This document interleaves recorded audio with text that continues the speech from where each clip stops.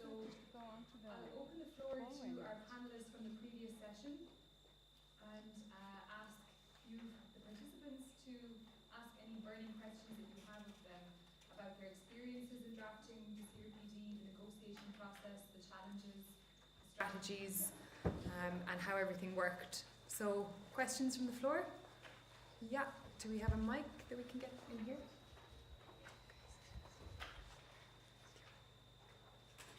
I don't have access, so if somebody asks me a question, It should be. I have to log that one out just a week. Take less time.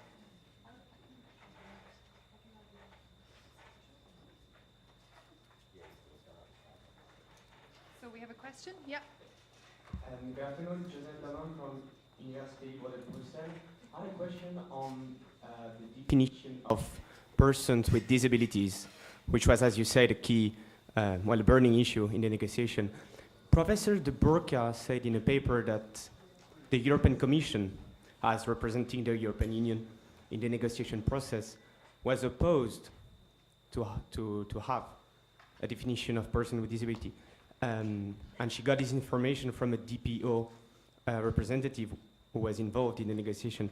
Can you confirm this? Because till now I just have this paper, and I'd like to know if you may have something to add on that. Disability, a binding definition of disability within the binding instrument at all. They were very strong on that point from the word go. Thank you. Another question? At the back? Maybe they can all be that simple. So, someone get a mic up here?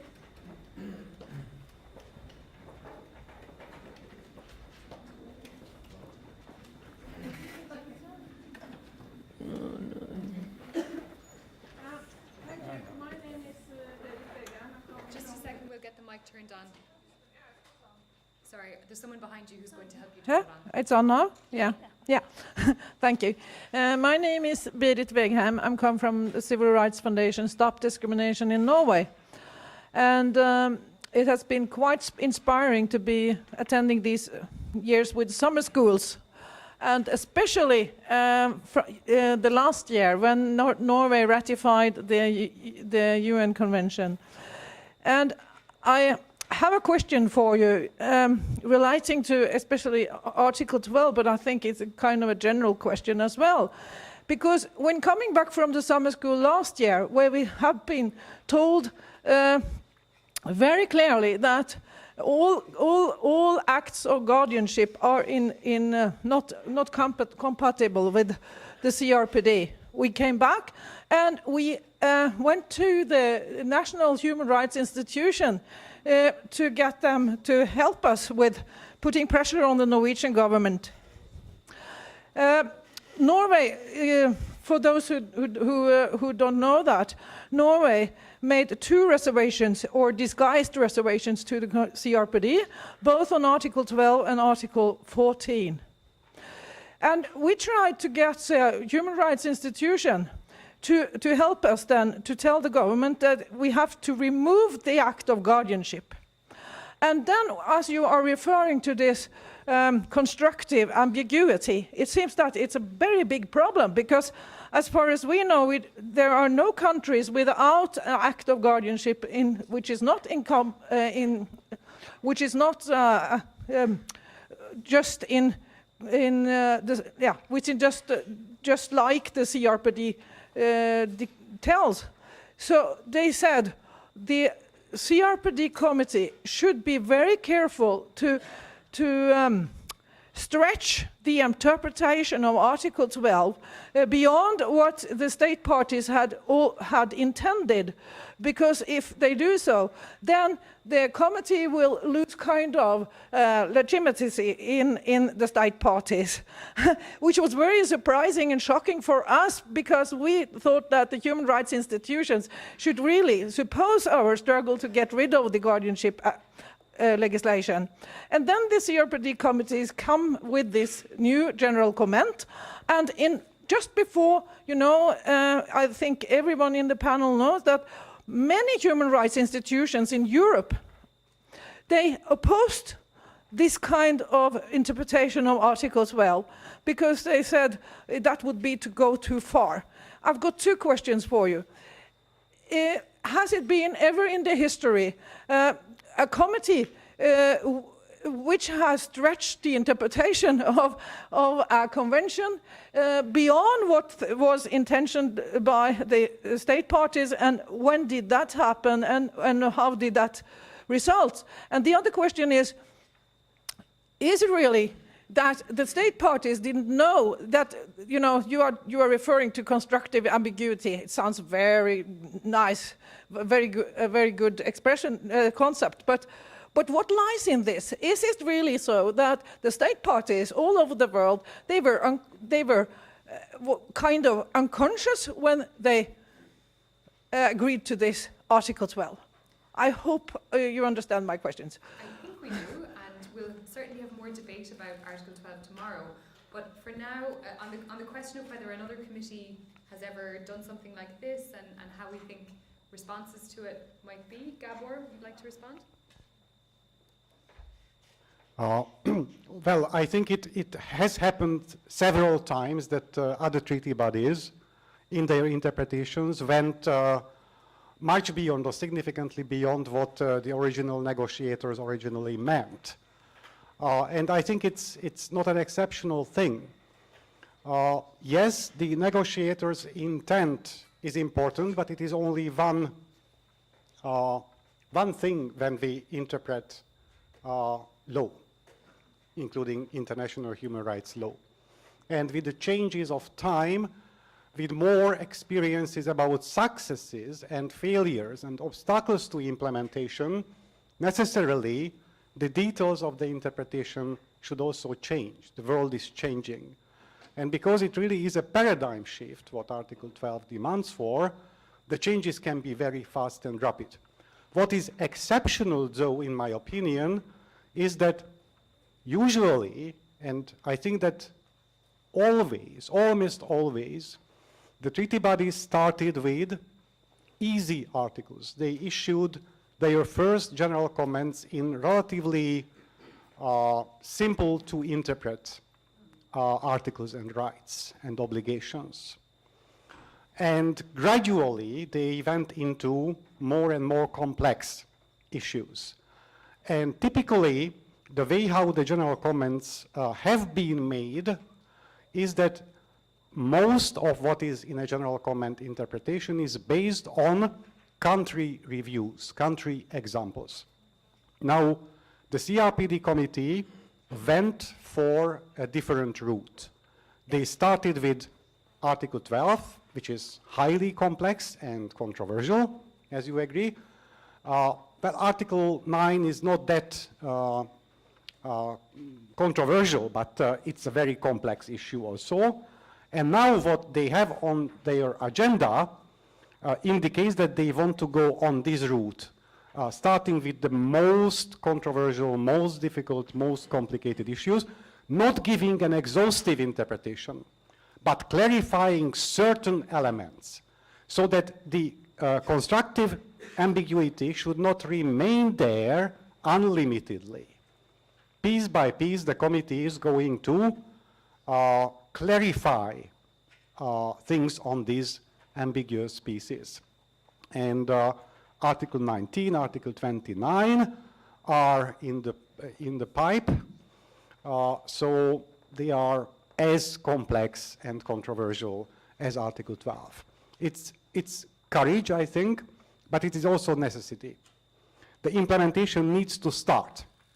And because of the resistance and lack of understanding what the new paradigm really means, you are right, the implementation has not reached the stage where it could be left on its own, on its spontaneous growth. So the committee felt the need to give clear guidance on some of the issues so that those countries who really want to implement the convention, they can start doing very concrete implementation measures. Thank you. I think that's really helpful. Do we have other questions from the previous session? Yes, we have one up here at the back. All right, thank you. My name is Isa Wandipa from Zimbabwe. My question is, to what extent, if any, were African countries represented as it were during the negotiation stage, or to what extent, if any, did African countries took part during the process leading to the adoption of the CRPD? Then, as a follow-up to that question, of late in Africa, we've been having discussions as it were on the possibility of adopting an African-specific treaty on the rights of persons with disabilities. The reasons being mainly that some of the unique concerns from the African continent were left out in the CRPD, especially emphasis on the link between poverty and disability, and also the issue of the link between witchcraft and disability. You know, in Africa, we do believe in witchcraft. And also the link is it were between HIV/AIDS and disability, which is really a big pandemic in the African continent. So were these issues ever addressed as it were during the negotiation stage? Thank you. Great question. Janet? Yeah, great question. The answer is yes.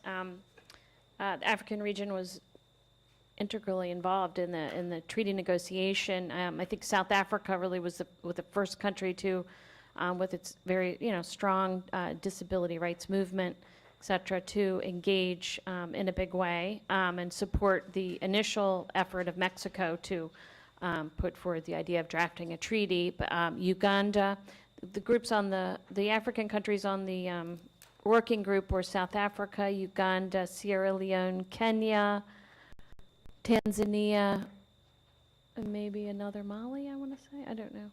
But so not Liberia, but so very much involved. And of course, Charlotte McLean then at the South African Human Rights Commission represented NHRIs on the working group.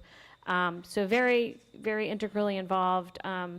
There's some good pieces on that in both the aspects of disability law in Africa volume that came out of University of Pretoria, and also the new African Disability Rights Yearbook published also by the Human Rights Center at Pretoria University. So I would, those of you interested in this, maybe want to take a look at those. And on the issue of the African Protocol, from speaking to my colleagues in couple places in Africa working on that issue, I think the trick is to definitely draft a protocol that does appropriately contextualize disability within the context of Africa. And at least some of the folks who are working on that process have expressed concern that the current draft doesn't really quite do that yet. So sort of how to do that appropriately, how to address the specific barriers that persons with disabilities in Africa might face, and how to highlight those issues appropriately. Otherwise, what's the point? Although some would say, well, having an Africa-specific instrument, even if it's not departing much from the CRPD or contextualizing the issues, is at least a visibility measure and may prompt better implementation ultimately of the CRPD. So I guess that's an open question, but I know there's a lot of folks working on that issue. What were you saying? Oh, the point you made on witchcraft, and then talking about specific customary beliefs or traditions. That's certainly one that's raised a lot in the context of African advocates working on disability issues, and how to address that. I think that would be an issue that could be addressed, within the context of breaking down myths and barriers and stereotypes. Another one is, what about the interface between customary law and national disability law? So I think there's a whole array of issues that could be appropriately addressed in the context of a protocol. My sense is, from talking to folks, is that there needs to be more time and kind of effort in thinking through what exactly that would look like and how it could be most effectively monitored. Okay, I'll take one more question from, just next to you. Oh, sorry, Steve wants to add, before we go. Is this on? I just wanted to make a quick comment on your reference to HIV/AIDS in Africa and say that we have been involved, the disability community globally has been involved in an initiative since the treaty entered into force to use the CRPD to try to advance the issue of disability and HIV in the UN system. We haven't met with a great deal of success with that up until now, but we are trying to do that, and we've been working specifically with UNAIDS on this and talking about the CRPD and the fact that UN agencies need to be attentive to the CRPD in their implementation and so on. So while certainly there's still a lot of work to be done, and also we recognize CRPD is silent on HIV/AIDS specifically, it still opens the door for a lot of discussion, and that discussion is ongoing. Thanks. Thanks, Steve. Okay, yep, just next to you. Thank you. My name is Serge Kamga from South Africa as well. I would just like to add something in saying the draft that Janet mentioned, it was initiated in 2009 in Accra, and after 1 year of working on the draft, it was finally rejected because many people, many DPOs were not involved. It was basically drafted by a few officers at the African Commission who drafted it, and when they circulated it, it was not good enough, and it did not address the core issues. But those who were calling and still calling for the protocol, one of the main reasons is because in Africa, all treaties have a protocol. Now, why disability rights should not have a protocol on the ground that it's already covered in other treaties? So to ensure visibility, we are some of those who are pushing for the adoption of the protocol. Thank you. It's very useful to have that context.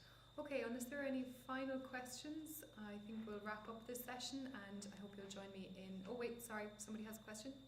Who was that? Oh, yes. If we can get a mic down the front. We just need a mic for you. Yeah.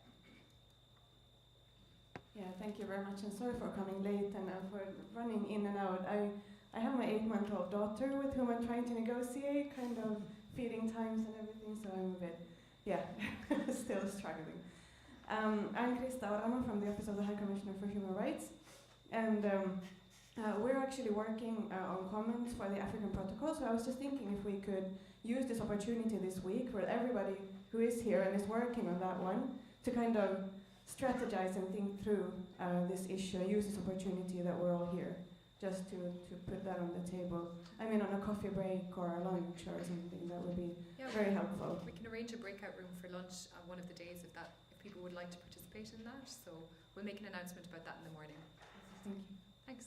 Great. Okay, so please join me in thanking the speakers from our previous session, Janet, Rosemary, Steve, and Gabrielle. Okay, so we're going to have a swift transition now, hopefully, to what would have been our first session this morning, but we're just negotiating and reshaping the program a little.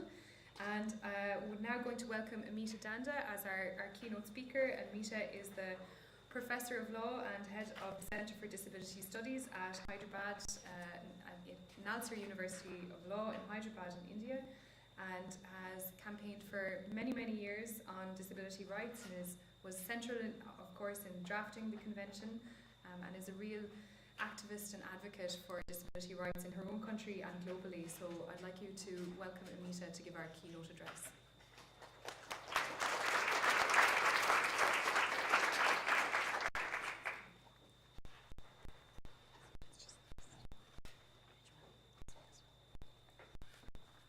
Hi, good afternoon. I think since morning all of you have been hearing about the extent of innovation and the kind of thinking on feet that was continually done in the drafting of the CRPD. I think you've also seen a practical application of it here today. Generally, you have the keynote speaker coming in the beginning and saying, okay, this is what she or he thinks are the keynotes. What we are doing now is that we've already had everybody speak, and now I would sort of say, okay, what were the keynotes? So it's I think also an example of what we say in India as being able to sort of innovate at the moment, and some live exemplification to that effect. I suppose what you have been hearing since the morning in various kinds of ways was the normative innovations that were done in terms of shifting paradigms at several levels for people with disabilities. You know, the typical ones, and I'm not going to dwell so much on the normative in this talk, but I definitely do think that at the end of the day, it's good to pull together and to see, all right, what is it that we've been saying? This movement from welfare to rights, from protection to choice, the entire, of course, we'll have a much, much more expanded kind of enunciation on this move over from protection to choice when we discuss legal capacity tomorrow. But the kind of recognition you obtained in the context of disability rights on the indivisibility of rights. See, at the beginning when we had the Universal Declaration of Human Rights, as well as the two, unfortunately, the two conventions, the Civil Political Rights and the Convention on Social Economic Rights, we introduced a discourse of divisibility. We started to say, all right, if it is civil political rights, it has to be made immediately available. If it is social economic, it has to be progressively realizable. You had all the kind, and continually found, all right, do you want freedom or you want food? You know, those kinds of dichotomies which were put out on a repeated basis in human rights discourse. Disability rights, one spoke about that you really can't talk about one without the other. You can't say that you have to make me choose between this or that. These have both to be available to me together. And I think this came in very majorly in the realm of disability, basically because in the other arenas, it was possible to at least speak about progressive realization, because the other infrastructure which needs to come in for the implementation of civil political rights was already present. So you could talk about its immediate availability. In disability, with an infrastructure which was never really meant for people with disabilities, with a world which was constructed oblivious of people with disabilities, you could not really speak about civil political and social economic as divided. So this whole issue of indivisibility came in a very big way with this convention, and consequently this convention, as the first human rights convention of this millennium, I suppose restarted that entire discourse of indivisibility. And on a normative level, I would think this is one of its most major contributions. The other thing which it did, and I think there were questions being asked even now in relation to how we went in for the definition of disability or definition of persons with disabilities, this inextricable connection which was made between social barriers and individual impairments. You started to say that you can't really speak about individual impairments as constituting disability, oblivious of the social barriers, but at the same time, you couldn't really speak about social barriers as such, because it wasn't like the impairments didn't have a role to play. I mean, on the normative level, I would sort of flag these out as acknowledgements that the convention made, and hence made that thought shift which was necessary for disability rights to start to be discussed on a different plane altogether. The other, I mean, this is taking a much more of a meta-level sort of look at the convention. And I think I'm also connecting this up with the second panel discussion that you had, where you were being told about how the convention was negotiated. What are the various kinds of behind the scene, you could say both threats and non-threats. I still recollect that when the Chair McKay was having this one meeting where he was talking in terms of why you need to have a provision in relation to reservations in the convention, because if you have it, then you will get many more people on board. And even if they make a reservation but they sort of sign and ratify, subsequently they can be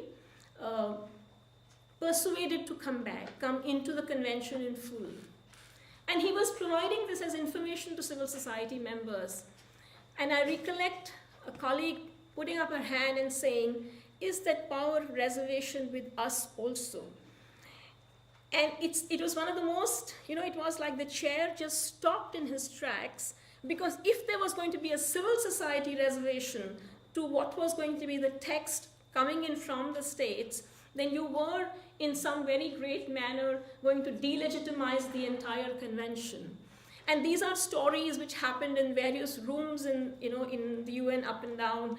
It was the kinds of things, a context within which the CRPD was negotiated. A CRPD being negotiated where fire drills are happening, and you are saying this room is being exempted. And with all disability leaders going and having it out with the UN and saying, okay, you want it exempted, so that when there is a fire, we are the ones who get trapped. When the drill in fact happened, and people were trapped, you found that yes, there is, the fact that you couldn't possibly be organizing that fire drill without taking into account that you have a large number of people with disabilities in the room and how their exit is going to be planned. The point I'm trying to underscore is that the CRPD's negotiation itself and the larger context in which it happened it's like whatever norms and values have been put into the convention were in fact practiced when the convention was being made. People were made to realize that you have to be doing, you can't possibly put these things into the law. You would necessarily also have to see how will you make them work. And this particular moral richness of the convention is something that has to be continually drawn upon. You had one level of narratives from the panels, the speakers who came in the second panel today. Every person who was involved in the making of the convention would have different kinds of stories to tell, and how those stories have very signally contributed into the kind of normative innovations which came into the convention. And since the negotiation was also not restricted to officials and state parties, the fact that people with disabilities were vital stakeholders, the fact that you were able to collapse this difference between the formal and the informal sessions of the negotiation are all, experienced realities, are narratives and stories which were experienced by so many people. So the kinds of, you could say the kinds of things which mattered and influence at critical points in strategic terms is something which can be recounted several times over. I wanted some water.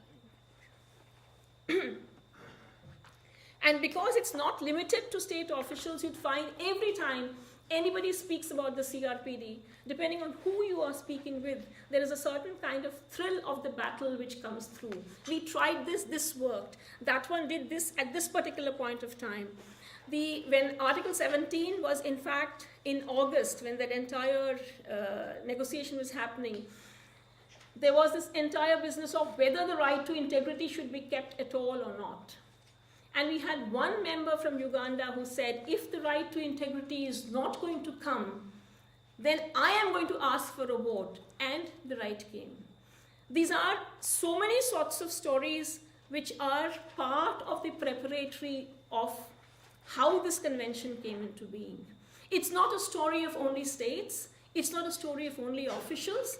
It's a story of civil society members who are members of state delegations who were having conversation with civil society members.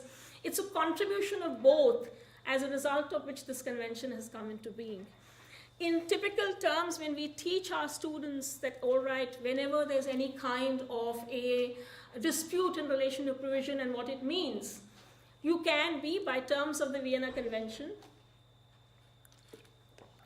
look at the preparatory papers.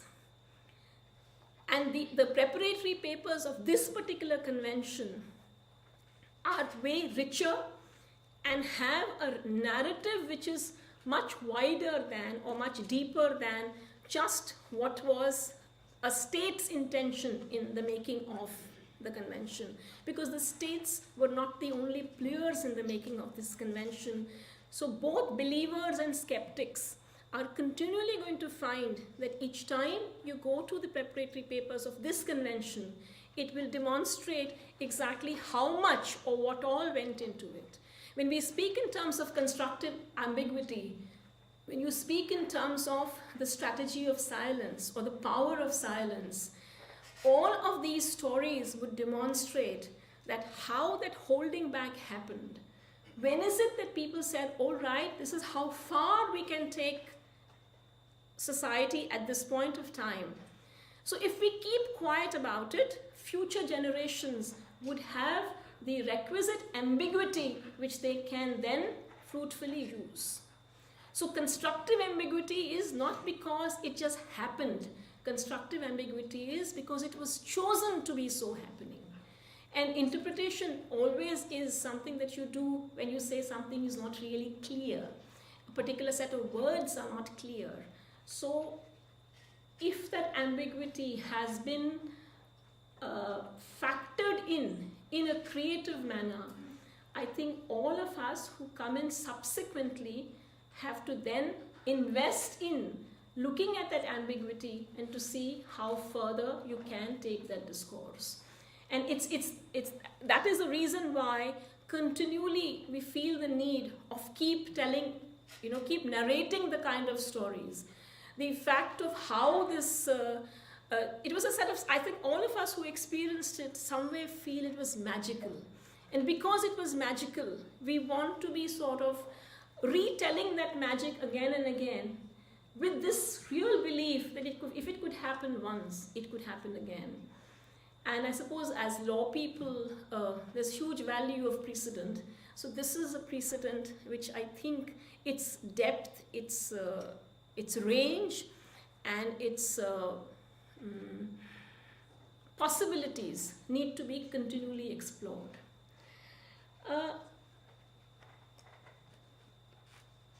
I'm sort of like, would sort of put in another case, having really applauded the convention and its process as I have till now, I also want to put a sort of a warning that sometimes the strength can be its own weakness.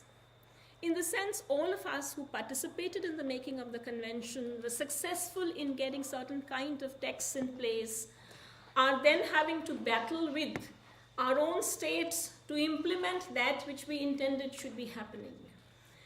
And very often, many of us believe that the very making of the text is sufficient justification. No further work really needs to be done.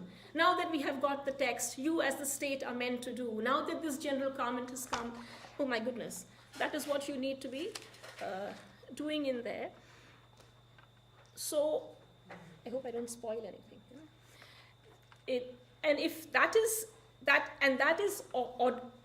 obviously, we were there, we negotiated it, we want this, and hence, having got it, it should be implemented. But the people who were not there are evidently going to resist.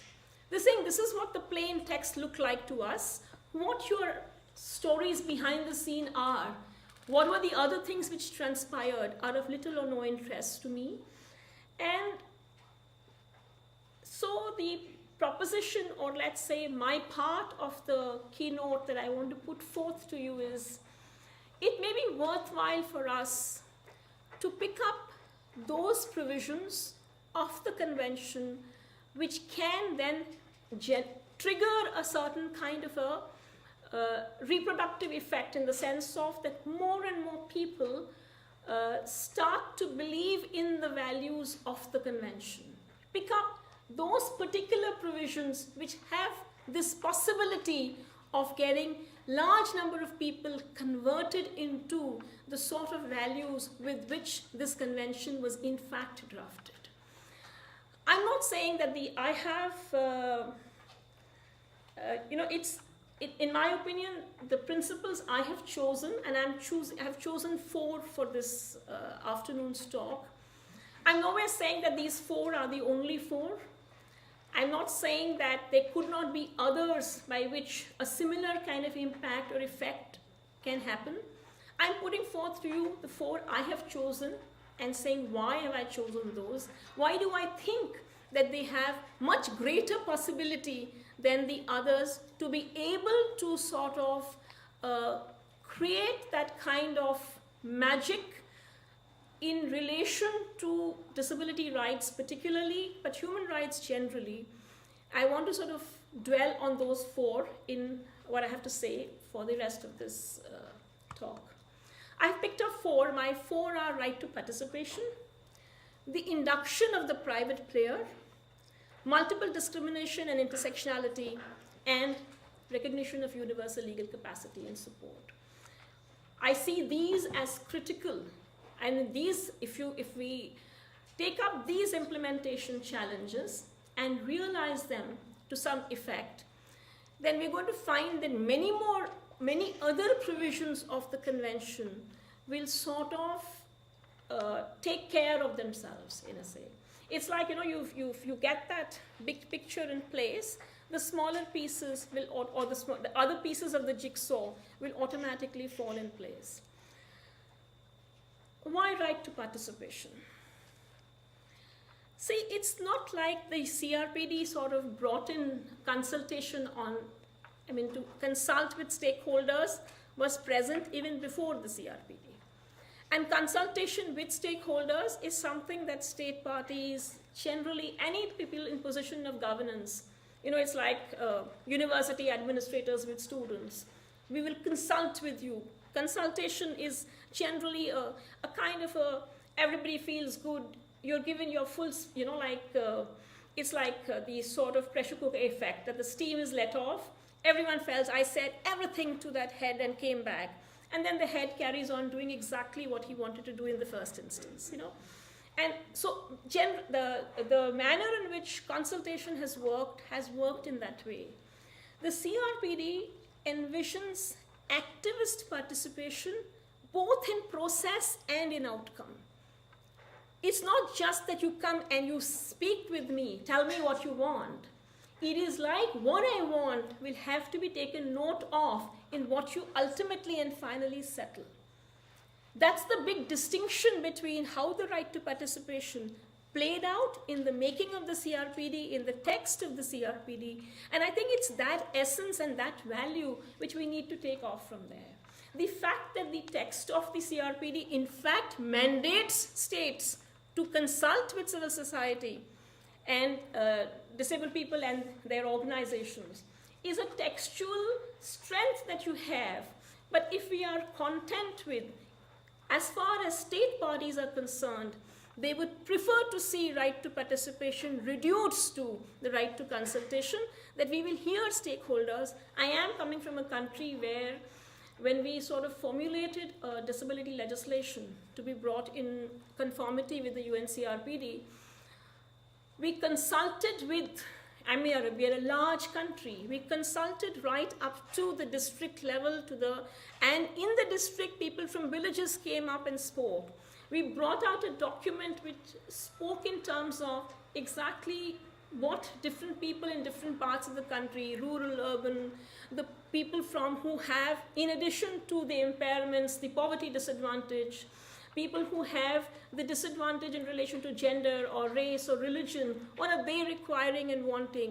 Every one of those things were consulted for, documented and put into the sort of dossier which was ultimately given. It is by a committee which was set up by the Government of India. But the Government of India, when it made its own legislation, the legislation which it wanted to take to Cabinet and then to Parliament, just put aside most of what was put into that legislation, which was brought in with that sort of an intensive kind of consultation. I think it's non-parallel even for our country to have done something like that. When it came to actually making the law, they wanted the command of the sovereign, so to say, to prevail. They wanted their entire authority as lawmakers, as state to prevail. The fact that disabled people for whom this particular legislation is made are asking different and asking it in full clarity in a manner which you can be saying has been put in, was something which was totally ignored. Because I genuinely do think that most governments, even the most democratic ones, are happy with nominalism. They are happy with the fact of that you want to speak up, fine, we'll keep time aside for you. We'll have these many meetings. You say what you want to say. But at the end of the day, we will do what we think we can do, what for us is pragmatic. After all, people with disabilities are not our only citizens. We have to care about, think about so many other things. When you are representing those provisions or those, you can say their constraints are never really voiced to you. Because if the constraints are voiced, then you have a dialogue. And at the end of the dialogue, evidently both sides come to something with which both can live with. And that's exactly what national governments are not doing in the implementation of the CRPD, and that is exactly what did happen in the making of the CRPD. This is the basic thing which I want us to appreciate as to what's the difference between, and why do I see right to participation as so very vital in terms of making the values and the principles and the text that you have come in there a reality. There's another reason why, in this context, why activist participation is imperative. See, I do not know, I suppose to a greater or lesser extent, all of us would encounter this, but that whole deficits outlook towards disability and people with disabilities has not gone away. It's not like that stereotype. It may not be in a cognoscenti audience. It may not be in people who are really have understood what it's all about. It may not be there. But you encounter it again and again. The only way in which you can really challenge that stereotype is if there is participation of people with disabilities and their organizations in relation to all laws and policies which impact upon them, definitely. But I would say, and I would underline that fact, in relation to all laws and policies, not just laws and policies which are supposedly meant to be impacting upon them, because there's a disability perspective. And that perspective has been a silent or a voiceless perspective because we've never really heard. People with disabilities have not been in the forefront of those negotiations. And it's only if we are speaking in terms of a right to participation, which is an activist right to participation, can you sort of bridge this gap? Can you challenge that stereotype? Can you question that whole deficits outlook? Without that, it's really not possible. The kind of Foucauldian connection that we make between power and knowledge, it's a knowledge of what the lived experience of a disability is possessed with people with disabilities. When Gabor was recounting exactly what McKay did when he sort of changed the process of negotiation in the making of the CRPD, it was just this, that he recognized this knowledge of experience. He recognized that that experience has produced an expertise, and that expertise should inform how we are making laws and policies which are impacting on people with disabilities. So this would be my first provision, I would say, or the first principle of the CRPD, which has huge potential of bringing in changes at several levels and in relation to all rights. It's a very critical processual kind of thing, but it is important that it should not get reduced to only consultation. It is important that it should have an impact in both process and outcome, and the kind of leverages, the sort of ways in which people with disabilities negotiated the convention could possibly be a model for how at national levels similar sort of efforts can be thought of. I'm not saying it would be ever exactly the same. It should not be. But there is enough inspirational guidance in that entire process for how people learned to step back, how people learned to speak up for each other, how people learned to sort of, like you can say, drown their own egos for the larger good. All of those you'd find any number of examples coming in the manner in which the CRPD was negotiated, which can possibly be handling some of the major implementation challenges that you have. The second one I want to look at is the need to move away from seeing states as the primary subjects of international law, to believe that the CRPD's obligations have only to be carried out by state parties. The CRPD itself was conscious of that. The only thing is, because of the fact that conventions do not directly make private parties, do not sort of charge private parties directly, hence it was the state which was asked to take appropriate measures to eliminate discrimination by everybody, including private enterprise. With a sort of, the reason why this is one, I think world over we are seeing some kind of a receding of the state and more power coming in with private players, whether it's coming in the name of efficiency, whether it's coming in the name of, providing for more opportunity, whatever its reasons may be.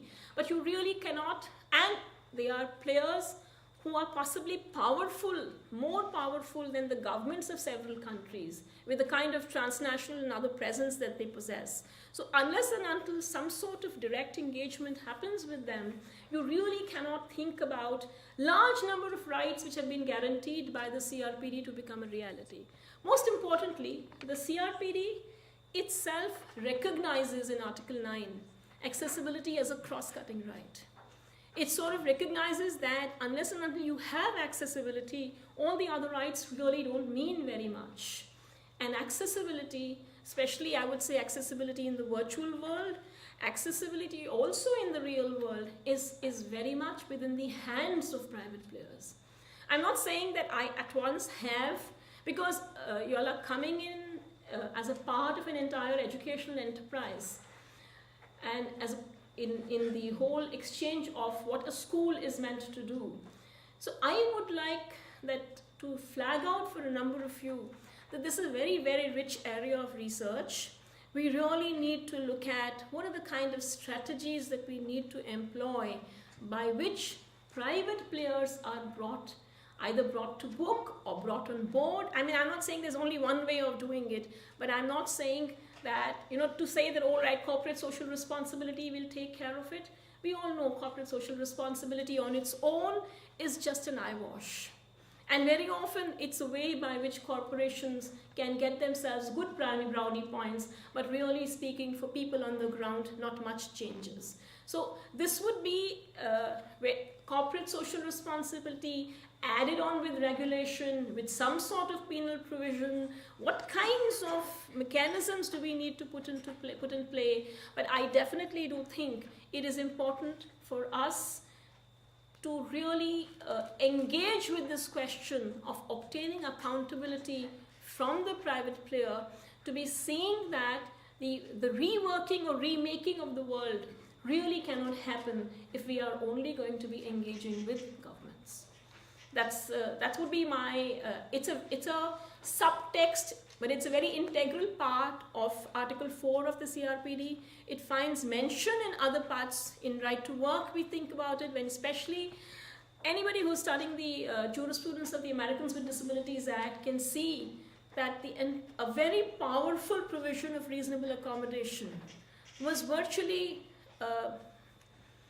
destroyed, I would say, in all senses of the term, in the manner in which reasonable accommodation was interpreted by courts for business, and the sort of interpretation that was continually asked from courts on how you should be looking at reasonable accommodation.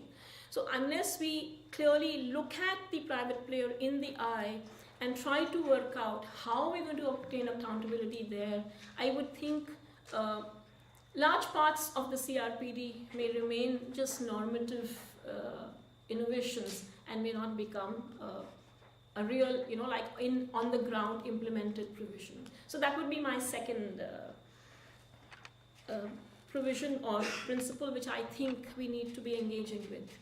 The third, and I'm going to be very, very quick on this one, and I think a lot of people in the room would know as to how good I am being, and that I'm going to be good, that I am going to be very quick in this one, is that basically I just want us to look at legal capacity from this point, that the moment you are talking in terms of universal legal capacity, you are somewhere, accepting the personhood of people with disabilities, irrespective of questions of severity and otherwise, in both intrinsic and instrumental terms. You have to, this is something we're going to discuss in great length tomorrow. We're going to find that legal capacity actually cuts into every single right which has been guaranteed in the convention.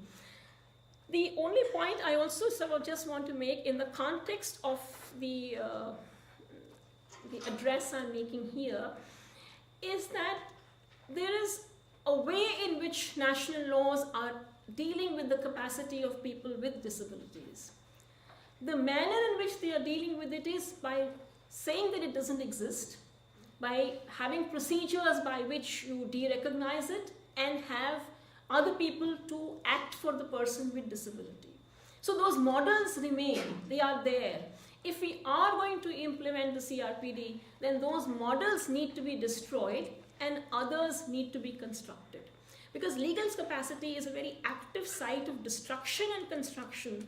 It's kind of got great potential of being able to get people to engage with the values of the convention and hence ease accountability, ease implementation to that much the extent. The last one I want to speak about, and I understand Gerard touched on it in his morning address, I was getting briefed up on the very fertile ground of intersectionality which is subsisting in the convention. If you look at the parallel story of the Convention on the Elimination of Discrimination Against Women and you look at CRPD, you'd find a very, very interesting kinds of conclusions that you can draw. When CEDAW was being made, all manner of women who had some additional reasons of discrimination, whether it was disability, whether it was sexual orientation, whether it was ethnicity, whether it was religion, were asked to subserve, or were asked to were asked to suppress those particular differences, because we want to set up this, this umbrella where all women have to stand as one. You tried to create a monolithic understanding of gender discrimination and said all the rest we'll take care of later. And that in itself has been a major reason for why CEDAW could not get that same kind of enthusiasm from all women, because all women were actually not covered by it. In contrast, CRPD has acknowledged, at least for women and children very explicitly in the 2 articles, that there is such a thing as double discrimination, but in the preambulatory paragraphs, it has acknowledged it for everybody. It's acknowledged the fact that disability is only one of the parameters by which people are discriminated, and when this adds on with other ways by which people are excluded, then the sort of experience of exclusion is that much the sharper. And the very fact that you are recognizing that there are other ways in which discrimination can happen, and you're simultaneously recognizing the large range of human diversity. You're putting these two together, you are somewhere creating this model of, I would say, social solidarity, and at the same time, you are saying that whilst there is a common core, there will be interventions which are same and interventions which are different, and both can be happening and should be happening, because at the end of the day, the potential of all humans should be realized. And any kind of barrier which prevents from that potential to be realized is problematic, is against human rights, is against the kind of ethic or values that the CRPD is putting out. It's in the same context that I would say, because of this recognition of intersectionality and multiple discrimination, that disability provides, or the disability rights platform disability rights provides a platform for all excluded populations. Because anybody who's doing disability rights in some manner of depth knows this, that you can't speak, you can't, even in See, let's look at it like this, that when work happened in disability rights advocacy, people started on a very single impairments mode. And then you realize that no, if you went in just with the blind speaking for the blind, people with intellectual disabilities speaking for themselves, and the hearing impaired speaking, you couldn't really, so you had to then. And for us, in the drafting of the CRPD, this was a learning everybody encountered, that you learned exactly what are the commonness between various kinds of disabilities and what was the difference. And you consequently learned how to abstract out and sort of said that, okay, there is some level of sameness we all want, but there are other things which are particular and peculiar to my situation in life, which is also required, and the end outcome should be that we are all included within one society.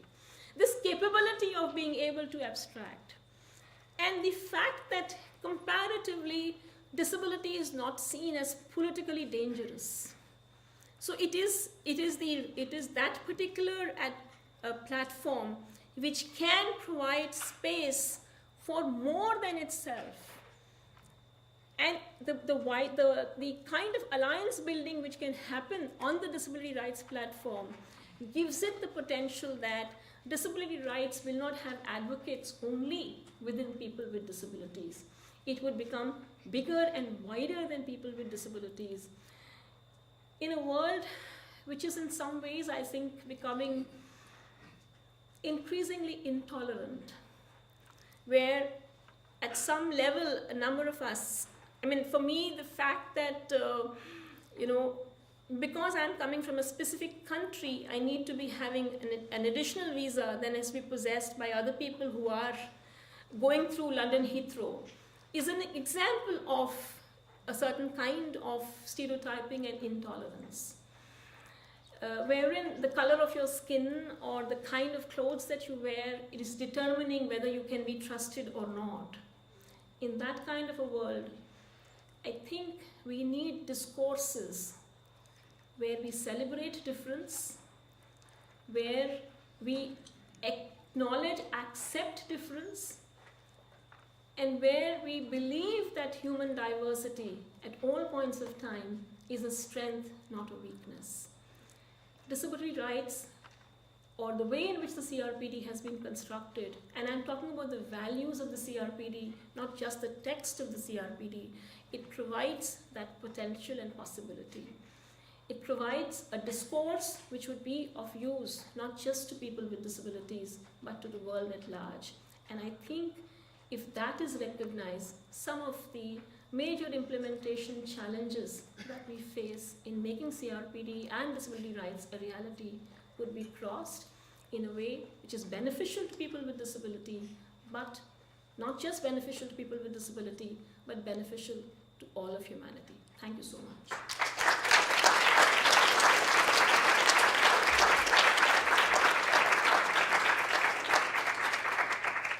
Thank you so much, Amita. That was a really excellent keynote presentation. And I'd now like to invite Donald Tulin to give his response to Amita's keynote. Donald, as many of you know, is a writer, actor and journalist. He was a founding member and director of the Forum of People with Disabilities and is also involved in a variety of organisations on human rights in Ireland, including the UN Association Service and the European Anti-Poverty Network. So, do you want to use this mic?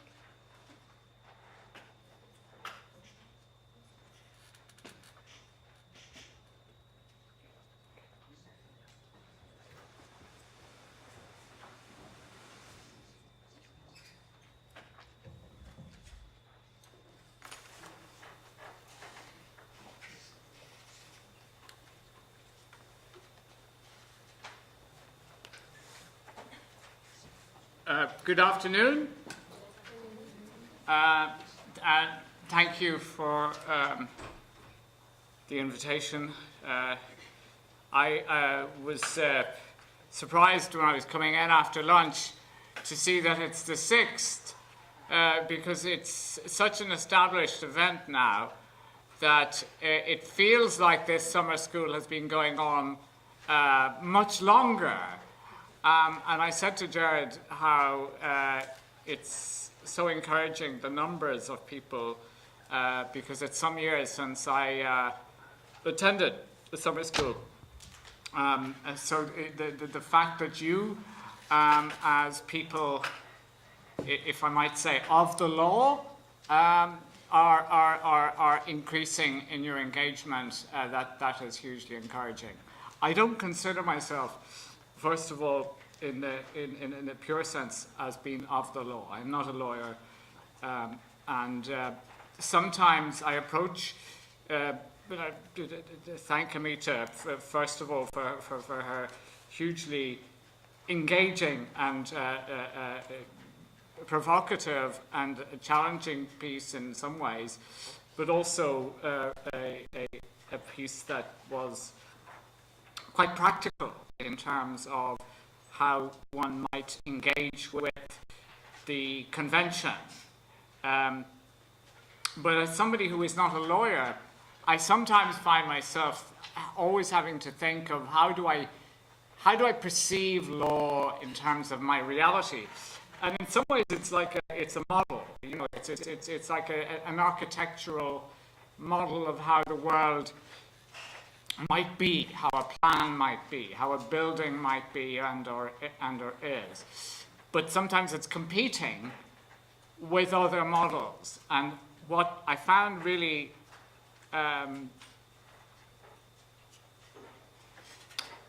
what I enjoyed about Amita's piece was that some of those other models in terms of free enterprise and other forces which come into play when we're talking about something as universal that everybody is, if they're asked on the face of it, will say that they readily agree with. But when it comes down to it, when it comes down to the reality,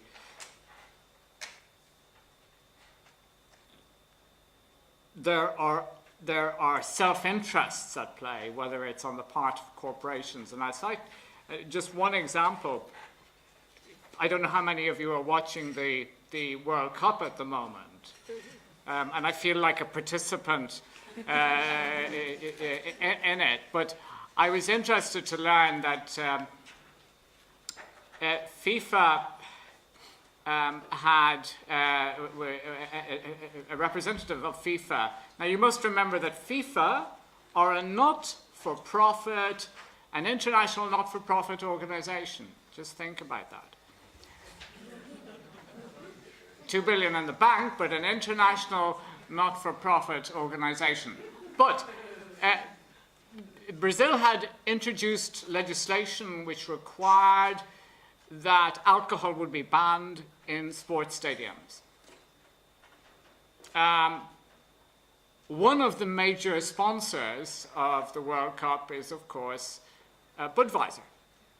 And the representative from FIFA said, I don't want to appear arrogant, but the law will be changed. And you know what?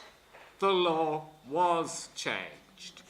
So I think Amita's point about private entities and corporations being more influential in terms of how international laws or policies or tax regimes, something this country could talk a lot about, are crafted and developed. And it is this what Amita talked about, this ambiguity. You know, we're all for equality. We're all for the idea of fairness, which is also another of the slogans that FIFA use, by the way. Fair play is the slogan that all of the children wear as they go out with the footballers onto the pitch. But we're all for these principles, and they're enshrined in our international conventions, including the Disability Convention. But we have this wonderful way of rationalizing, if we are to have foreign investment into our country, ergo jobs, well, well, then maybe we should have a different kind of set of rules for corporations. And I talk about these things in response to what Amita talked about, is that we can't look at this convention in isolation. I attended some of the drafting process, and as a non-lawyer, I found it quite difficult to stay with. I was excited about it, and the more exciting aspects of these meetings for me were the side meetings, where there was an opportunity to meet with other national and international NGOs who were engaging with state parties and in discussions about North-South redistribution, etc. But it's really important, as Amita has pointed out, to consider that how we, whether that be state parties or whether that be NGOs, engage with private enterprise. And by which, when I say engage, that might require sometimes having relationships that saying, how are we going to work together on this? But it also might be sometimes about calling them out on their policies. And one of my concerns about the process around how the convention has come about at both an international NGO level and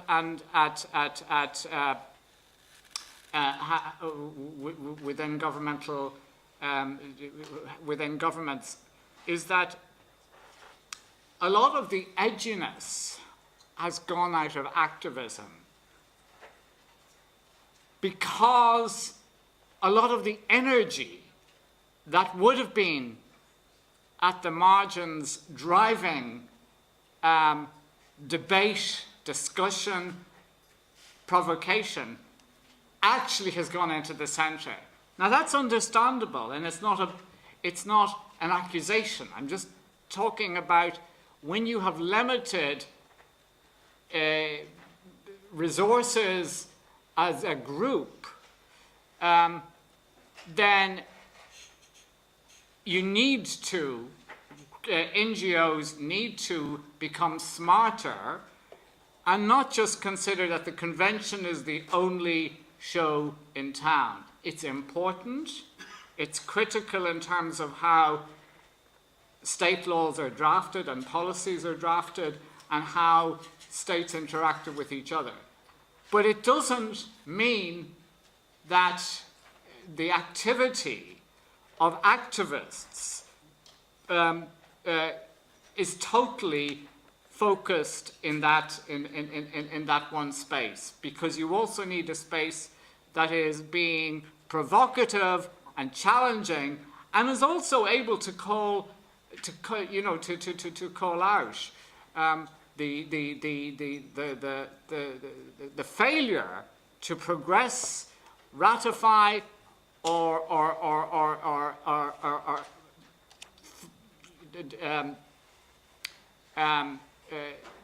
address areas where there are certain groups, whether that's impairment-specific groups or issues to do with that are contemporary at a given time.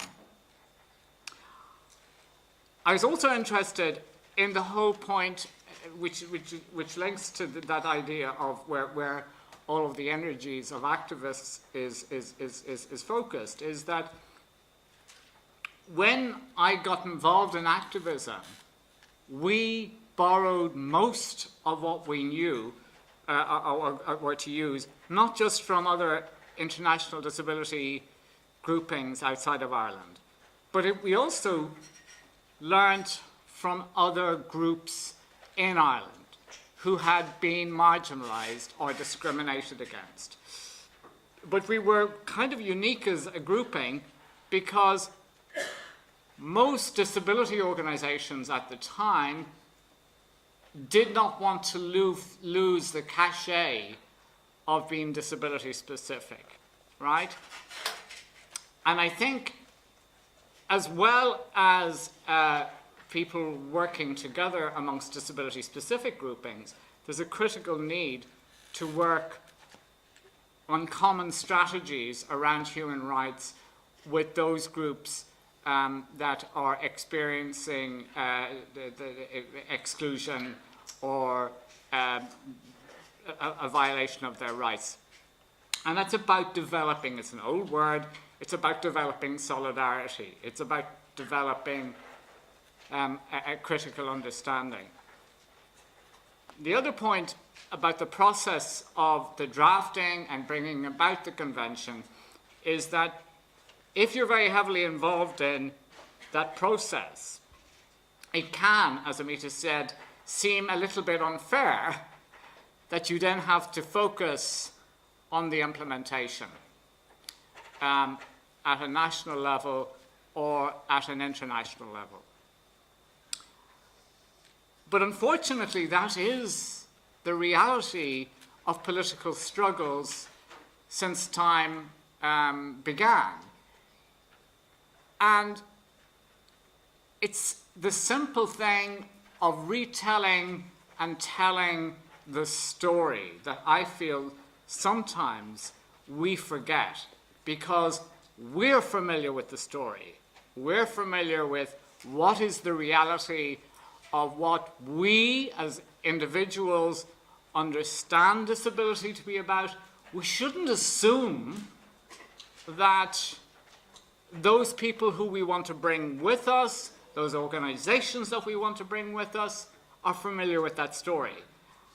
Equally, just because we think it's a good thing, we need to become smart at persuading others who have no knowledge of disability rights, who have no knowledge of law or international conventions, what's in it for them. And that might be simple stuff. It might be the message of solidarity. It might be about how the nature of our communities, of our society, which is becoming more aggressive, which is becoming more difficult at so many different levels, but that this contributes in a positive way to changing that. And I'll give you one example. There's a whole area whereby disabled people, whether they are older people, who in Ireland is probably the biggest demographic of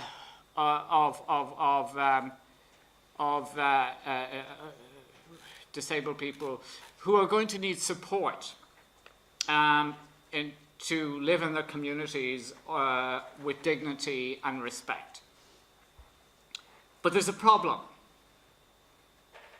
In order for people like me to get out of bed in the morning and have the support to do that, you also need to treat the workers, those who provide the personal support, with dignity and respect as well. And there's an uncomfortable talking point here, which is that 95% of those who provide care in Ireland do not come from Ireland. Why is that? Perhaps it might be because wages are so low. Yeah? But it's something that's tolerated. So there's a connectivity there. There is so it is not just the story of disabled people needing respect and dignity, it's also the workers in that situation. And I only point that small example, but yet, and I'm sorry that James, I think, is not here for the session, because I sit on a national, Amita talked about this whole thing about consultation. I've been consulted and asked to participate in consultative process for 30 years now. And it's painful. I mean, sometimes it's like wading through sewage. That's how I would describe it. Because the level of toxicity whereby you constantly feel you're at the starting point in a conversation, right? So there's people sitting opposite you who are just talking about an idea like, say, independent living, as if it's the first time they've heard this phrase, right? And you know you've been around a table with them 20 years ago, 25 years ago. And these processes are, I believe, perversely about wearing those of us who are still involved in these different processes down. But interestingly, every time I cite at these meetings, why isn't there a representative of older people's organizations sitting around the table to implement statutory plans for our disability legislation here in Ireland? All I get is a phased look, like, well, why would they be here? And interestingly, I don't get huge amount of support from amongst the other disability groupings who are sitting around the table, because they're wondering, oh, well, why would they be here? So regardless of what's happening at the high level around the convention, there's a lot of operationalizing going on within silos still. And we know and must understand the reasoning for that. But ultimately, that has to shift. If the whole area of what Amita describes as the fertile ground of intersectionality is going to be addressed, because it strikes me that some of the connections around providing support for older people to live in their communities and disabled older people or disabled people, you know, the stuff that people need isn't hugely different. And there are economic arguments for developing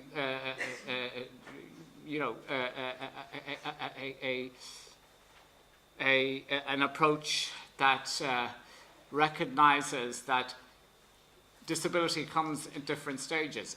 Also, over the past 3-4 years, there has been a huge focus in Ireland on children, and a whole process of catching up with our policies and laws and focus on the human rights of children, which is drawing on, again, international conventions. But interestingly, the new institutions that have been established around children don't believe that they have a duty or a focus to have for disabled children. They say, well, we don't deal with disabled children, they're dealt with over here. Now that's hugely worrying. And there you have, at both ends of the life spectrum, where you probably have the greatest numbers of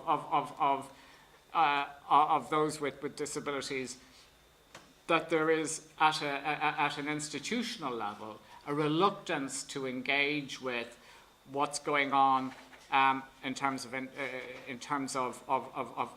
this convention and supposed state policies. I think disability rights is, as Amita said, a universal has to become a universal agenda. But equally, I think that we need to also recognize that the other universal agendas outside of disability have to become part of our story as well. And we have to get smarter in how we connect at a human rights organization point of view in order to make that happen. All right, apologies I'm experiencing quite a lot of chronic pain at the moment, and I realized once I got up here how the heat was sapping me out. So sorry that I haven't been able to focus or concentrate so much during this session. Thank you.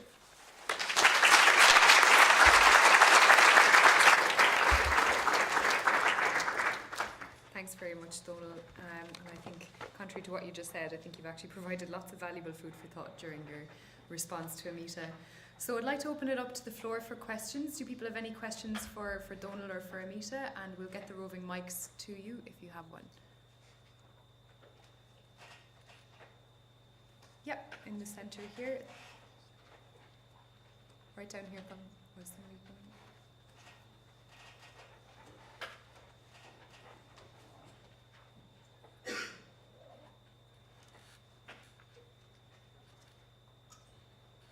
Thanks very much. My name is Dick Houtzager. I work at the Dutch National Institute for Human Rights.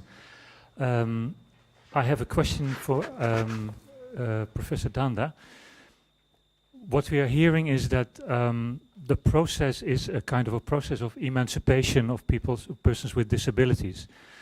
What we have encountered in the Netherlands, which is one of the richest countries in the world, and where there's a lot of provisions for persons with disabilities available, that the need for a struggle and the need for emancipation seems to be not as urgent as it might be in other countries. So the need for people to come forward and say, I want to be part of society, may be less pronounced than in other countries. Maybe can I have a comment on that issue? The second question is the following. We just Donald talked about rights of children. It sometimes happens that there is a clash, a collision between the rights of persons with disabilities and the rights of children. And we've had a debate in the Netherlands a couple of years ago about parents with mental disabilities who have children and who are sometimes not able to raise their children in a proper way. So there have been discussions. There's been a professor in Maastricht, and I think even Professor Quinn was there when he discussed this issue. He was very adamant and said the rights of children always goes before the rights of persons for parents with disabilities. So that's an issue which is current in the Netherlands. Maybe both of your comments, please.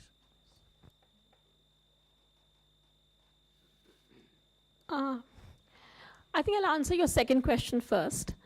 One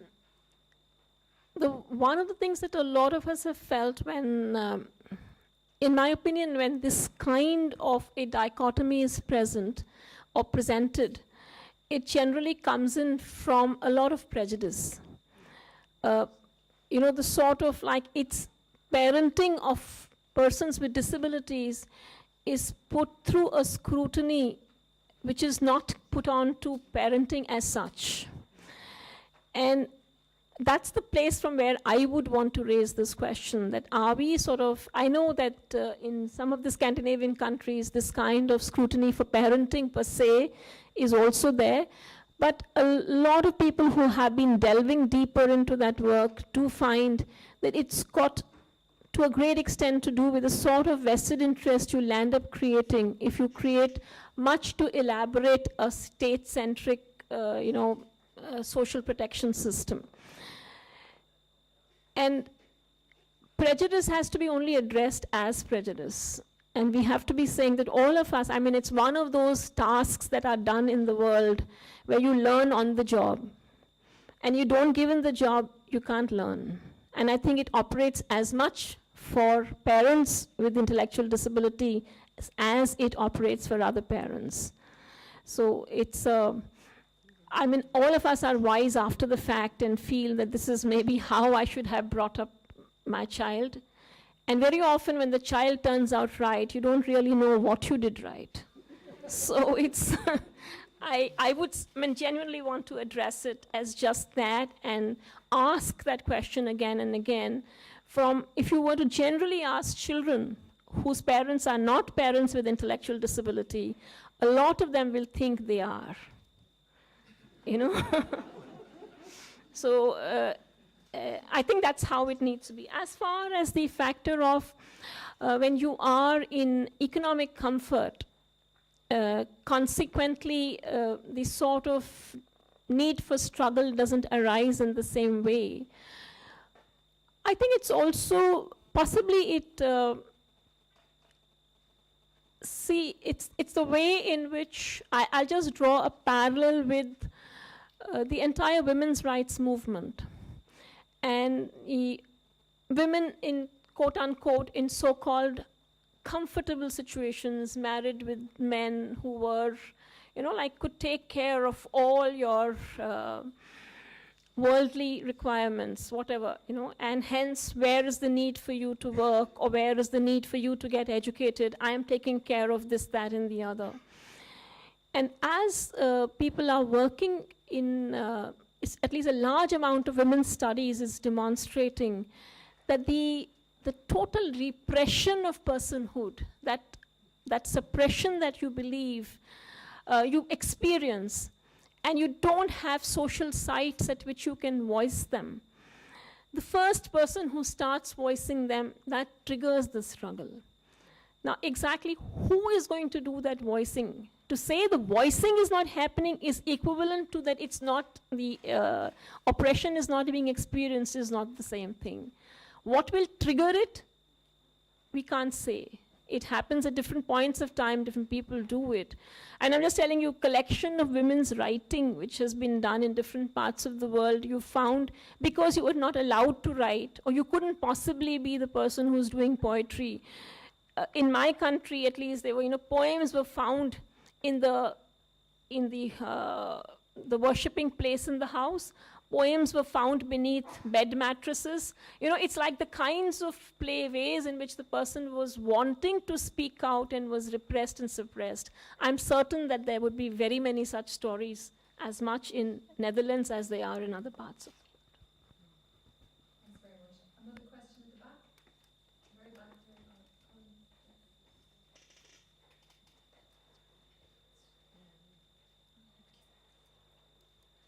My name is Chipo Nkata from the University of Zambia, the School of Law. And my question has to do with something you mentioned earlier in terms of the opportunity that the CRPD has in kind of embracing diversity. Tied to the concept of public participation, if you think about many African states, because that's what I'm familiar with, and Zambia in particular, the general population does not necessarily enjoy the full extent of public participation. How would you, what strategies do you think can be used to kind of enhance public participation whilst demanding the rights to political participation or public participation generally for persons with disabilities? And I ask this question because I think that there is genuinely an opportunity there, but the realities of how that can be done are not that evident, and I would like to hear your views on that. Thank you. If you recollect, amongst one, I think it was just a lone sentence I spoke, but I did say that disability is not seen as politically very dangerous. You know, a lot of, generally in most political arena, you go to a politician, at least our experience, and I'm quite certain I can have this kind of story being told several places. It's like, okay, if this is what people with disabilities want, let's give it to them because we don't want to look churlish and callous and whatever. And consequently, the entry point is easier for disability. So if we have a strategy of subversion it's like disability can be that perfect Trojan horse, in my opinion, which can bring in a lot of, the kinds of excluded populations and their concerns could be voiced more easily by disability.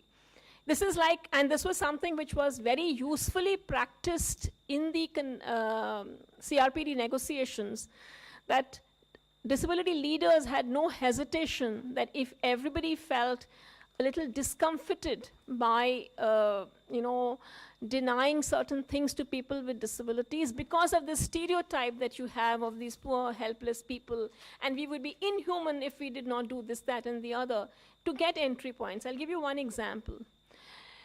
Before the settlement that Gabor recounted with McKay, where we were allowed to sit in and to speak in informal sessions, ordinarily, the moment the negotiations move into an informal session, you're supposed to move out. You can be sitting in this, you have to leave the hall. The state parties will negotiate with each other. After that negotiation is over, you're supposed to come back. But people with disabilities could sit into those negotiations because everybody felt, my God, this many wheelchair users, that many people will go out, this would happen, and consequently, let them keep sitting in, how does it matter? It was, this contrasted to that when we were excluded from the fire drill, we all went and protested. But when we were allowed to sit in, more or less because it's such a difficult thing to exit and enter people with disabilities from a place, we played along and said, it's okay, fine, it's...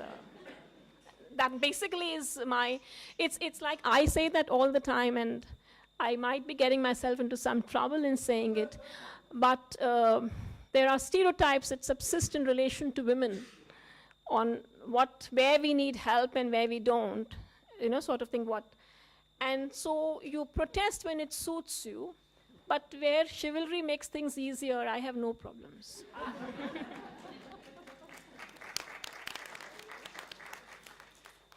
Any other questions from the floor? Yes, we have one here again. Oh, and this side as well. Okay, so two on this side afterwards. Thank you very much. Serge Kamga is my name. I came from South Africa. And I fully agree with the idea of getting business on board. I have no problem with the principle. So I think it's the how. It's the how which is the core question here. In some countries, in South Africa, you have, I think, Section 8 of the Constitution that really calls on business to be involved in protecting human rights. But in many countries, you can't have that. It's almost impossible, and business is so powerful. I don't know how we can compel them.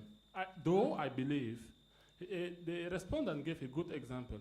Budweiser had pushed and said, this World Cup will not take place. We need to be part of it. And that's how business is. They are basically ruling developing countries.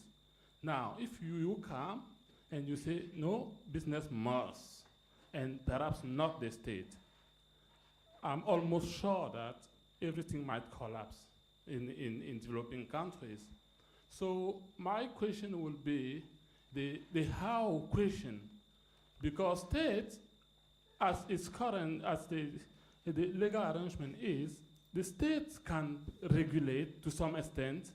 They can give tax incentives to business and get other means to compel business to employ people with disability, for example.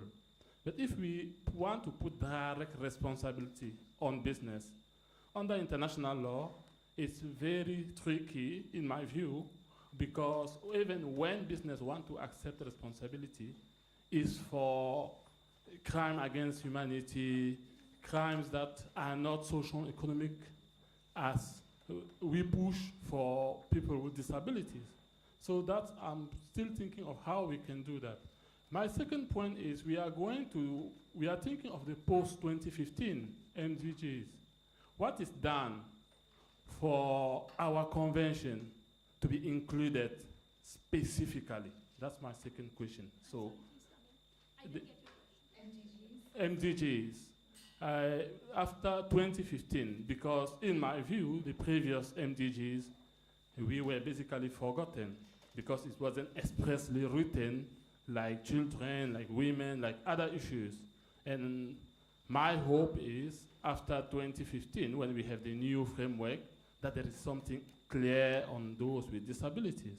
Now, what is done at global level and through DPOs for that to happen? Thank you. Just to the business one first. I think the how is there isn't one way, firstly. And some of it is what Amita talked about in terms of subverting, is that maybe you know that the corporate social responsibility is a complete branding exercise, and you foster a relationship knowing that, yeah.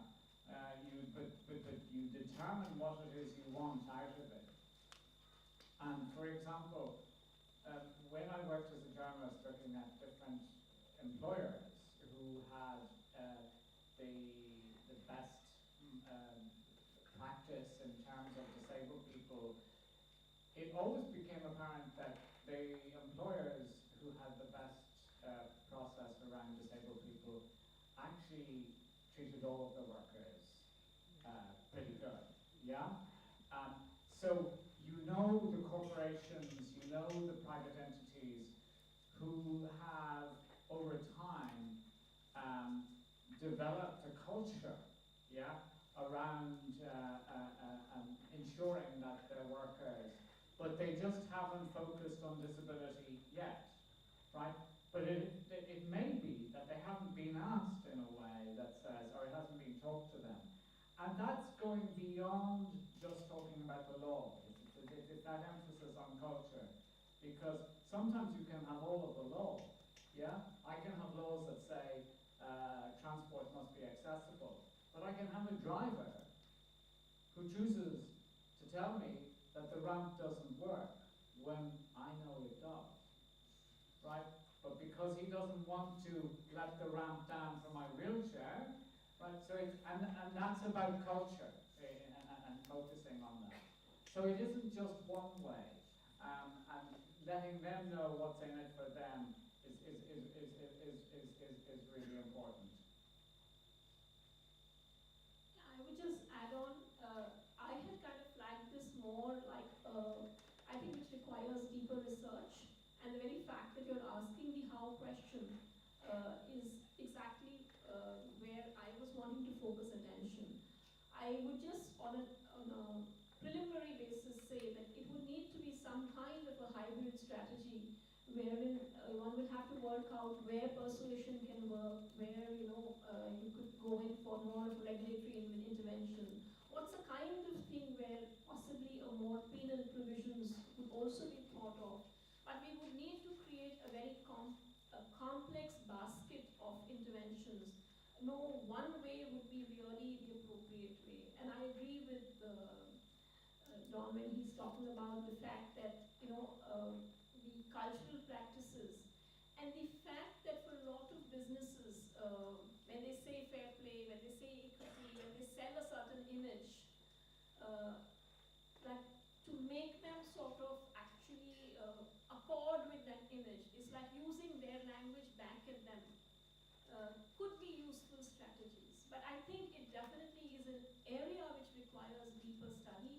I was only flagging it as that we shouldn't continue focusing our attention on the state alone, because large parts of the CRPD, especially, cannot become a reality unless the private player or corporations come on board. How they come on board or brought on board is something we will need to worry much more on. On the MDGs front, sir, I really do not have much of a view. I presume the processes by which the other excluded populations came on board, something similar would need to be worked in. But it's an opportunity will once more realize what it is to work together, across countries and across impairments to get a goal.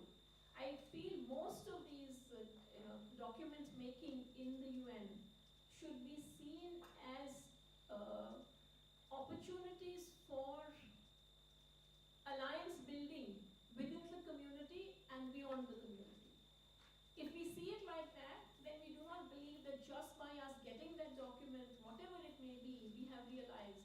We know that this was an opportunity for us to come together, and it has its own leverages to get that document, which can then be implemented. I'm not denying it, but I still do think that we shouldn't get this, into this illusion that by getting it, suddenly some magic wand has been acquired. Yeah, can I just add to that as well? I know that this CRPD committee has been doing a lot of work to try and influence the post-2015 process, and it's been really, really difficult. They haven't been super successful, I don't think, yet in trying to influence that process. And it is looking difficult to get disability explicitly recognised in the post-2015 goals. But there are lots of people here who have been involved in that and can talk more to you about it afterwards. I'm just going to do a quick roundup of the final questions. I know we have two from this side, and Jared wants to ask one as well, so we'll see if we let him. And then take these questions together, give the speakers a final chance to respond, and then I'm going to wrap up this session and tell you more about the moot court. So just the lady behind the gentleman first, yeah. And then yourself. Hello everyone, thank you very much for the contributions of today. And my name is Edlira Papavangeli from the Albanian Helsinki Committee. Actually, Albania has already ratified the convention in 2012, at the end of 2012, and till this moment, we still have no signs of implementation. And since Professor Amita talked about challenges of implementation, and having in mind also Article 33 of the Convention on the implementation of the Convention, when I see the Albanian case, we are thinking that we have finished the story of ticking a box of having one homework done, because my country also is in the process of association with the European family and requiring candidate status at this moment.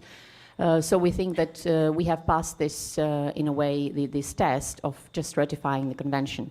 But at this moment, there are no concrete measures of how this convention will be implemented at the central, but most important at the local level. There are no focal points appointed by the government at the central level, at the ministry lines. There are no coordination mechanism and no concrete action plan. And since you said that, and I totally agree, that to have disability rights as a universal agenda, not only for the government, but also for other actors like civil society and business, my question comes now that, would you give us a concrete advice in our case? What could be the effective strategy of making implementation a successful one? Thank you. Okay, I'll take the next question. Yeah. So you have the microphone now. Okay, thank you. My name is Ziad Amro from Palestine. I just want to have a small comment, a little comment, then two questions. Palestine just have joined the convention on the 2nd of April because we are a newly recognized government state in the UN and still not full membership. But anyway, going back to Anita's presentation on suppression, we were asked when I raised the issue of people with disabilities under foreign occupation to suppress that, not to talk about it because it's a political issue. And I was very zealous on saying that it is not a political issue. All people, even from Arab countries, asked us, as the only Palestinian representative there, not to talk about it because it's a political issue, and we don't want to enter political issues to the convention. And other countries were talking to me about it. I kept bringing it up. Rosemary mentioned that it was a big struggle about it, and we have continued till it was the only even issue has been voted upon on that. But the thing is that it was mentioned in the preamble, and we know the theories about the strength or the legal position about the preambles and the conventions or articles. is it possible that this very slight recognition of people with disabilities rights under foreign occupation be treated like the other articles, the rest of the body of the treatment, the convention? And my question now for such countries like Palestine now who ratified or joined the convention recently, what capacities under the international cooperation articles we can like go on to help with experience, at least with the technical support from other countries who has longer time in this field with longer experience? Thank you. Thank you. We'll just take Jared's question to wrap it up. Colin, if you can get the mic down.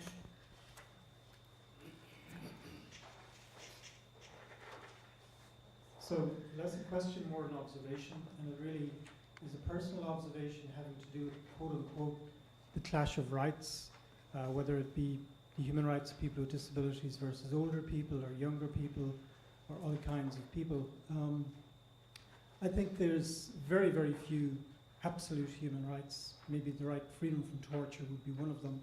Most of the other rights, because we live in community, have fuzzy edges, and they necessarily invite responsible balancing. But responsible balancing presumes that there's no a priori superiority of one group of rights over another. It's really down to the integrity of the deliberative process in really getting that balance right. And while we, meaning all countries, allow for the state to intervene for children at risk, it's usually because of chronic alcoholism or chronic drug abuse or chronic violence within the home. But having a disability, even across a chronic disability, by no stretch of the imagination amounts to one of those risks to the child.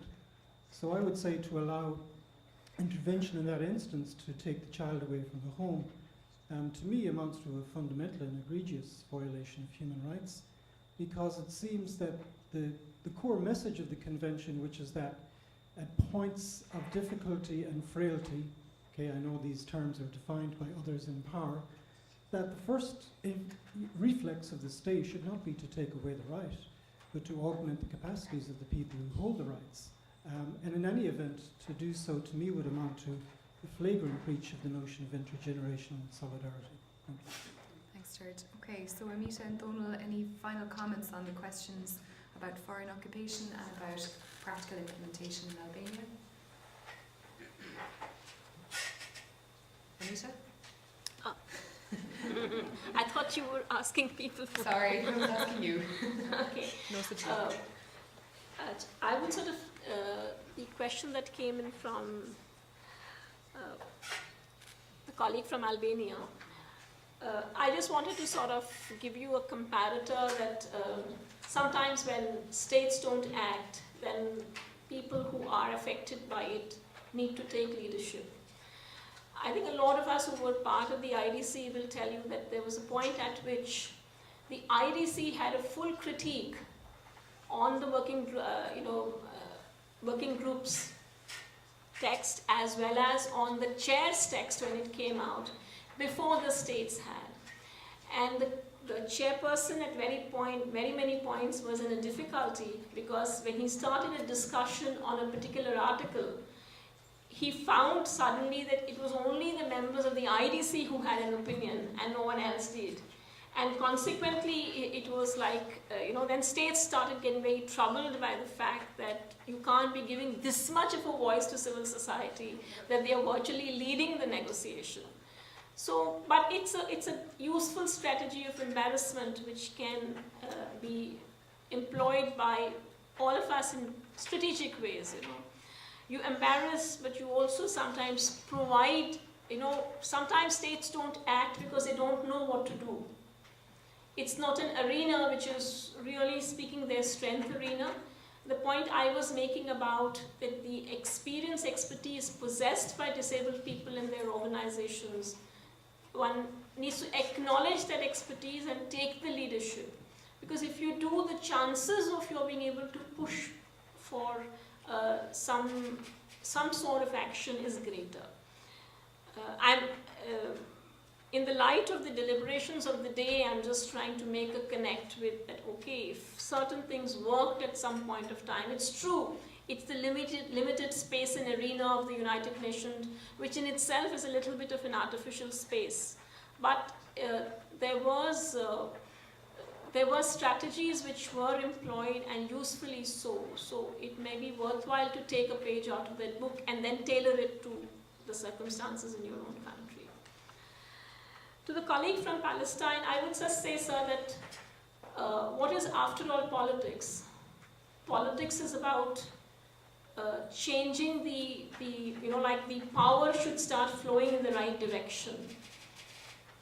And I do not think for someone to say that don't raise it because it's a political question, is in itself for me like a contradiction in terms, because I think the entire CRPD is a political instrument. And if we didn't think it was a political instrument, we must be living in some fool's paradise. This provision kind of might have other sort of ramifications, but it is a provision which also went to vote, you know. So it's not like the sort of the fact that someone is asking one to not speak is no reason not to speak, is all I can say. But when, how wise, how you wish to be doing it, that I think is a judgment all of us have to make at different points of time. Thank you. Thanks. But I do not say labeling something as political can in itself be ever a reason, because politics is about changing the way in which power is distributed in a society so that it gets redistributed in the appropriate manner. And I think what you are raising is apposite for just that enterprise. I agree with you, Gerard. I think we were saying something very similar. Okay, so I'd just like to ask you to join me in thanking our speakers, Amita and Donal, for a really excellent.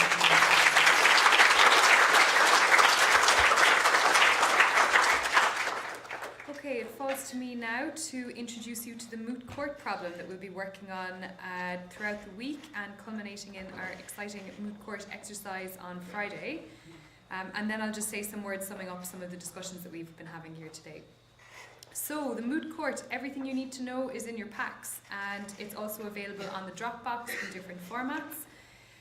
You will be divided into two teams. One team will be representing Ms. Serena Joy, and the other team will be representing the Republic of Gilead, which is an imaginary country, and if there's a prize for whoever figures out what the reference is in this.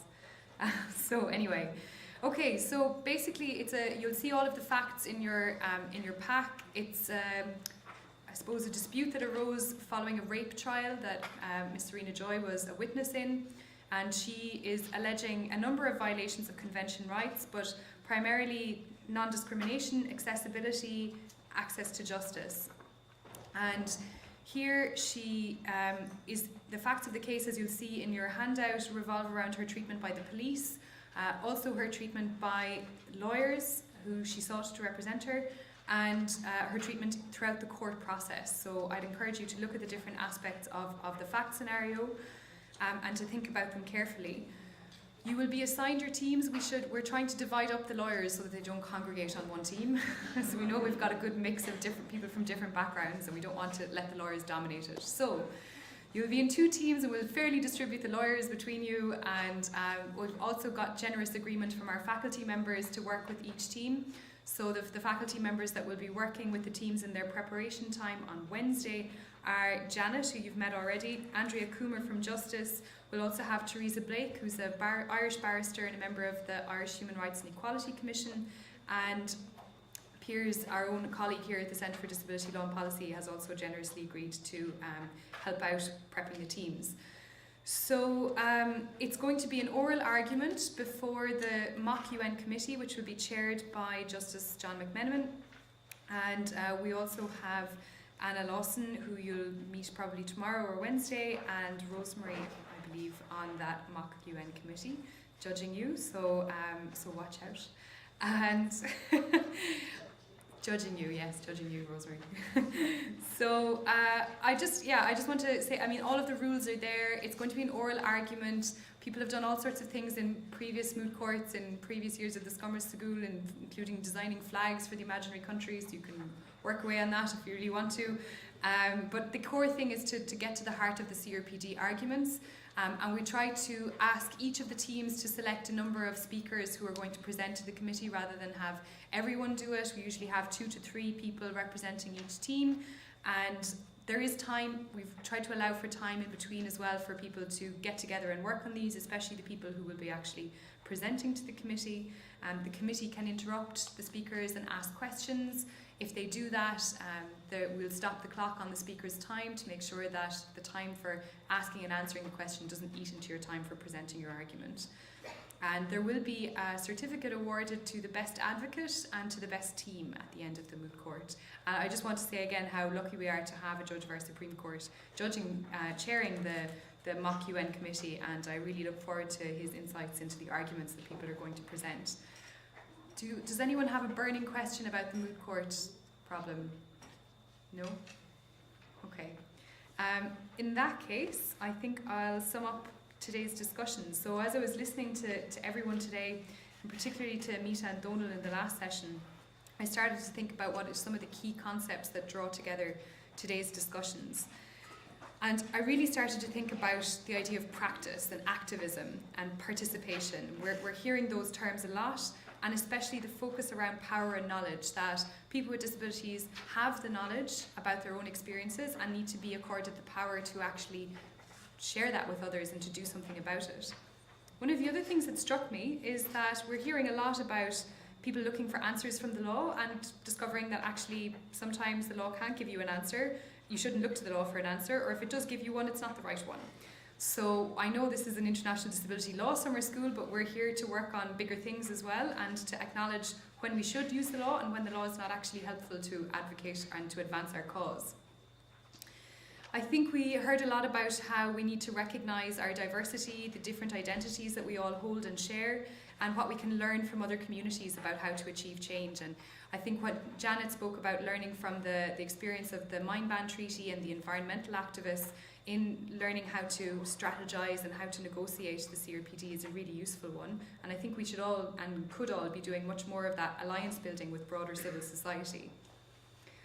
When we're doing that, we probably need to think about how we can make our arguments that why should change happen for disability rights? What's in it for everyone else? And we need to be making the arguments that changing law and policy and practice on disability rights is not just for people with disabilities, it's for everybody, and it's good for everybody to make these kinds of changes. So we need to think about those kinds of arguments and how to make them.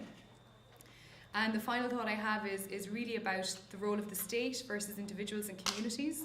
So I think we're hearing that, okay, we're hearing a lot of frustration at state inaction, but also very much coming across strongly from the speakers is the idea that the state isn't always the bad guy, or at least it's not the only bad guy.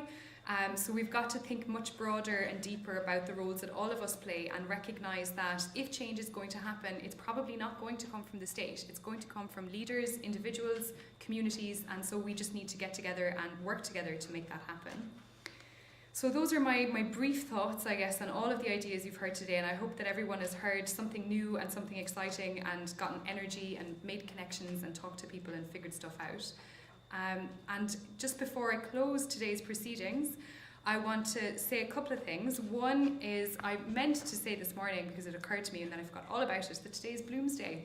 And you might not think that has anything to do with what we're doing, but I'm going to make a connection. So for anyone who doesn't know, Bloom's Day is the 16th of June. It's the day in Joyce's novel Ulysses, which the whole novel is based around. It's all set on one specific day. And there's a part in Ulysses that I came across when I was doing my PhD that I kind of wrote out and pinned up on my laptop screen, which I like, and it's a part that takes place in a newsroom. And it's an editor talking to Stephen Dedalus, and the headline for the piece is "You Can Do It," and he says, "I want you to write something for me, something with a bite in it. You can do it. I see it in your face." And then he goes on to give an example. "In the lexicon of youth, see it in your face, see it in your eye, lazy, idle, little schemer." So that was my sort of motivation, and I think that maybe we could think about that. Those of us whose work involves writing, how can we write stuff with bite in it? How can we actually retrieve some of the things that are lost in the activism that Donal was saying, that some of the energy has gone from the margins to the centre? How can we retrieve some of that? How can we think broader about what our roles are and be a little bit more dangerous, and maybe make disability more of a political issue and more of a thorn in the sides of decision makers than it is right now? I have one practical announcement to make, which is that tomorrow, as you know, as I said already, we have a theatre performance after the day's proceedings. It's a 10-minute walk from here to the Bank of Ireland Theatre, and we can guide you, but I know that some people will want transport for that. So if people want transport to the theatre for the performance, can you leave your name at the registration desk outside, so that we know how many people we need to arrange transport for. And I think those are all the practical things and all the thoughtful things I was going to have the energy to say today. So I just want to thank you all for bearing with us with all the changes we've had to the programme and with all of the different things that have been happening throughout the day, and I hope that you've enjoyed it, and I hope it's been a useful day, and glad that everyone survived the first day of the summer school. Thanks very much.